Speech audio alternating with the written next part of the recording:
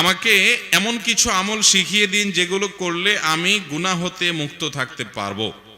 দেখুন, গুনাহ থেকে মুক্ত থাকার জন্য সর্বপ্রথম দরকার হলো গুনাহের পরিবেশ থেকে সরে আসা। গুনাহের পরিবেশ থেকে কি করা?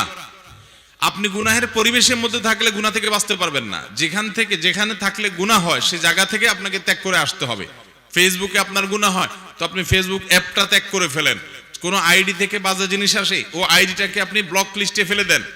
কোনো পেজ থেকে আসে, ওইটাকে আপনি আনফলো করে ফেলেন। এইভাবে গুনাহের রাস্তাগুলো বন্ধ করতে হবে, তাহলে গুনাহ থেকে বাঁচতে পারবেন। এক।